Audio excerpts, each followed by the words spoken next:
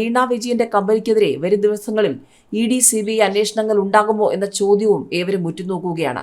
Exalogic company കള്ളപ്പണം വെളുപ്പിക്കൽ തടയൽ നിയമവും അഴിമതി നിരോധന നിയമവും ലംഘിച്ചതായി കമ്പനി രജിസ്ട്രാറുടെ പ്രാഥമിക അന്വേഷണത്തിൽ തെളിഞ്ഞതോടെ മുഖ്യമന്ത്രിക്കും കുടുംബത്തിനും നിരവധി ചോദ്യങ്ങളാണ്.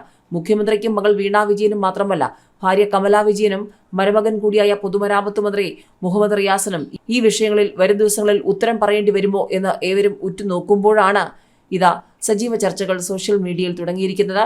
രണ്ടും കൽപ്പിച്ച് തന്നെയാണ് പ്രധാനമന്ത്രി കേരളത്തിൽ എത്തിയിരിക്കുന്നത് എന്ന്. പ്രധാനമന്ത്രി നരേന്ദ്രമോദി കേരളത്തിൽ വന്നത് രണ്ടും കൽപ്പിച്ചാണെന്ന് വ്യക്തം. മുഖ്യമന്ത്രി പിണറായി വിജയനും രാഷ്ട്രീയ എതിരാളികൾക്കുമുള്ള കൃത്യമായ സന്ദേശം തന്നെയാണ് ഓരോ വരവിലും പ്രധാനമന്ത്രി നരേന്ദ്രമോദി നൽകുന്നത്.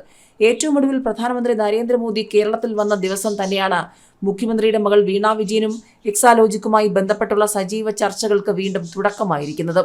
ലോക്സഭയിൽ ഇക്കുറി കേരളത്തിൽ നിന്നുള്ള BJP പ്രാതിനിധ്യം ഉറപ്പാക്കണമെന്ന് ഇതിനിടയിൽ പാർട്ടി പ്രവർത്തകരെ പ്രധാനമന്ത്രി നരേന്ദ്രമോദി ആഹ്വാനം ചെയ്തിരിക്കുകയാണ്.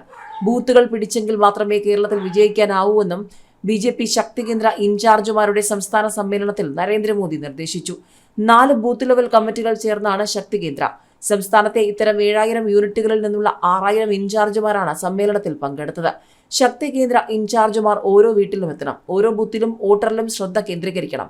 കന്നി വോട്ടർമാരെ നേരിൽ കാണണം. പ്രദേശത്തെ പ്രശ്നങ്ങൾ മനസ്സിലാക്കി ഇടപെടണം. മോദിയുടെ ഗ്യാരണ്ടി വെറും വാക്കല്ലെന്നും പാലിക്കപ്പെടുന്ന വാഗ്ദാനമാണെന്നും ഓരോ കുടുംബത്തെയും ബോധ്യപ്പെടുത്തണം. എല്ലാ വിഭാഗം ജനങ്ങൾക്കും ഉപകരിക്കുന്ന കേന്ദ്ര പദ്ധതികളെക്കുറിച്ച് പ്രചാരണം നടത്തണം.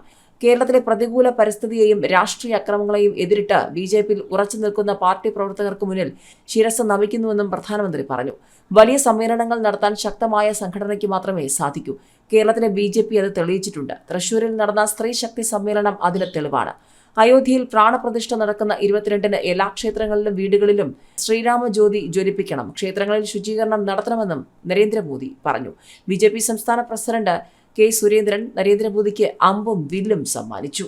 പ്രധാനമന്ത്രി നരേന്ദ്രമോദി BJP സംസ്ഥാന നേതൃത്വം നൽകിയ അമ്പും വില്ലുമായി കളത്തിലിറങ്ങിയത് വെറുതെയല്ല.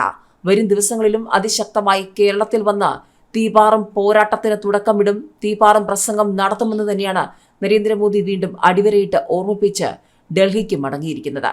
മുഖ്യമന്ത്രി പിണറായി വിജയനും മകൾ വീണ വിജയനും നേരെ ഇപ്പോൾ ഉയർന്നു വന്നിരിക്കുന്ന പുതിയ ചോദ്യങ്ങൾ വരും ദിവസങ്ങളിൽ അത് രാഷ്ട്രീയ ചോദ്യങ്ങളാക്കി മാറ്റിക്കൊണ്ട് BJP കളത്തിലിറങ്ങും എന്ന സൂചന തന്നെയാണ് ഓരോ ദിവസവും BJP മുന്നോട്ട് വെക്കുന്നത്.